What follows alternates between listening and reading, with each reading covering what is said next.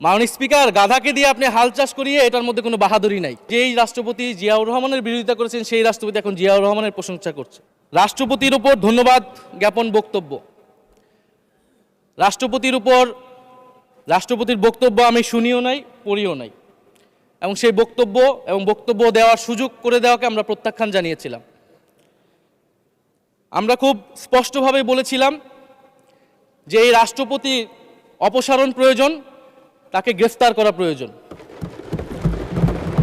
এই রাষ্ট্রপতির আর কোনো অধিকার নেই বঙ্গভবনে থাকার, এইখানে এসে বক্তব্য দেওয়ার। প্রেসিডেন্ট শাহাবুদ্দিন চুপ্পু, তার কিছু কুকীর্তির কথা মাননীয় স্পিকার হাউসের সামনে তুলে ধরছি। তিনি দুদকের কমিশনার ছিলেন, তাকে দুদকের কমিশনারের করা হয়েছিল 3টি অ্যাসাইনমেন্ট দিয়ে। 1 নম্বর হচ্ছে খালেদা জিয়া এবং তারেক রহমানের বিরুদ্ধে দুর্নীতির অভিযোগের শাস্তি নিশ্চিত করা। 2 নম্বর পদ্মা সেতুর দুর্নীতির অভিযোগ থেকে আওয়ামী লীগকে ক্লিন শিট দেওয়া। 3 নম্বর ফখরুদ্দিন মঈনুদ্দিন সরকারের সময় শেখ হাসিনা সহ আওয়ামী লীগ নেতাদের বিরুদ্ধে হওয়া দুর্নীতির মামলাগুলোকে বাতিল করে দেওয়া। এমন একজন ব্যক্তিকে বিএনপি সরকার রাষ্ট্রপতি হিসেবে এখনো মেনে নিচ্ছে মাননীয় স্পিকার। আরেকটি ঘটনা বলি, 2009 সালে শেখ হাসিনার ক্যাঙ্গারু আদালতের নির্দেশে এই শাহাবুদ্দিন চুপ্পুর নেতৃত্বে 3 সদস্যের judicial inquiry commission on minority torture in 2001 করেছিল শেখ হাসিনার ক্যাঙ্গারু কোর্ট। এই প্রতিবেদন অনুসারে বিএনপির 26,000 বিএনপির নেতাকর্মীকে 2001 সালে ক্ষমতায় এসে কয়েক হাজার হিন্দুকে তারা হত্যা করেছে, এজন্য দায়ী করা হয়েছিল মাননীয় স্পিকার।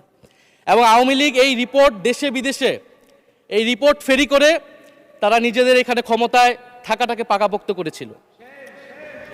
মাননীয় স্পিকার, এই রাষ্ট্রপতি চুপ্পু এস আলমের হাতে ইসলামী ব্যাংকে তুলে দেওয়ার কারিগর, 2 কোটি আমানতকারীকে পথে বসিয়েছিল। এবং জুলাই গণহত্যার সময় তার ভূমিকা, ফ্যাসিবাদের সাথে তার সংশ্লিষ্টতা সবকিছু আমরা জানি। আমাদের দুর্ভাগ্য, এই দুর্নীতিবাজ, অপদার্থ, মিথ্যুক, গণহত্যার দোসর এখনো বাংলাদেশের রাষ্ট্রপতি। একটা আলোচনা কয়েকবার এসেছে যে রাষ্ট্রপতির অধীনে কেন শপথ নিয়েছি আমরা বলতে এখানে ব্যক্তিগতভাবে আমার কথাই বলেছে, কারণ আমি এখানে শপথ নিয়েছিলাম। তো মাননীয় স্পিকার, সেই সময়ের প্রেক্ষাপট আর এখনকার প্রেক্ষাপট কি এক? জুলাই গণ অভ্যুত্থানের পরে 5ই আগস্টের পরে আমাদের সামনে 2টা অপশন ছিল। আমরা বলেছিলাম জাতীয় সরকার করতে হবে, সেই জাতীয় সরকারের প্রস্তাব বিএনপি নাকচ করে দিয়েছে। আমাদের সামনে আরেকটা অপশন ছিল ক্ষমতা আর্মির হাতে তুলে দেওয়া। যদি আমরা সেই দিকে আগাতাম, আজকে তারা এখানে বসতে পারতেন কিনা মাননীয় স্পিকার সেটা সন্দেহ আছে।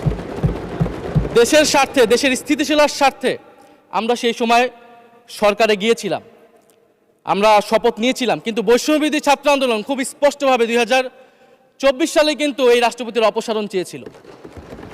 সেই সময় সাংবিধানিক ধারাবাহিকতার কথা বলে রাষ্ট্রপতির পক্ষে অবস্থান নিয়েছিল বিএনপির মহাসচিব মির্জা ফখরুল আলমগীর সাহেব, তিনি নিজেই কথা বলেছিলেন।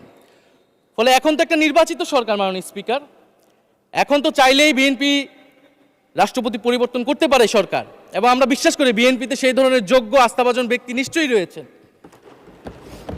এবং সরকার দলের সদস্যরা অনেকে গৌরবের সাথে বলেছেন যে যেই রাষ্ট্রপতি জিয়াউর রহমানের বিরোধিতা করেছেন সেই রাষ্ট্রপতি এখন জিয়াউর রহমানের প্রশংসা করছে।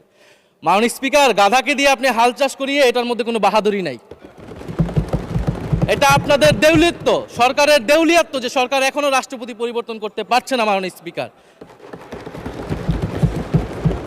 স্পিকার, এই অধিবেশনের পুরোটা সময় জুড়ে আমরা সংস্কার, গণভোট, জুলাই সনদ, 72-এর সংবিধান নিয়ে অনেক কথা বলেছি। এবং একটা বিষয় আমার কাছে খুবই অদ্ভুত লেগেছে, কিছু মাননীয় সংসদ সদস্য তারা 72-এর সংবিধানকে 71-এর সাথে মিলিয়েছেন।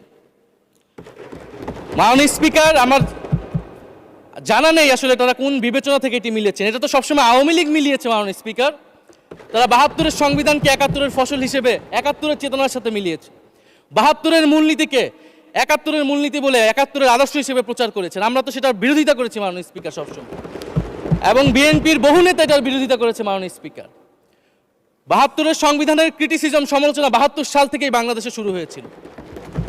গত 16 বছর এই সমালোচনা তৈরি হয়েছিল। 72-এর সংবিধানের সমালোচনা মোটা দাগে 3টি। প্রথমত, এই সংবিধান স্বাধীন বাংলাদেশের নির্বাচিত প্রতিনিধিরা প্রণয়ন করে নাই। আমি সরকারি দলের মাননীয় সংসদ সদস্য ব্যারিস্টার নওশাদ জমির সাহেবের সাথে ওনার সাথে আমি সহমত পোষণ করে বলতে চাই, একটা স্বাধীন দেশের শাসনতন্ত্র রচনা করার অধিকার সুযোগ সেই দেশের নির্বাচিত প্রতিনিধিদের হওয়া উচিত।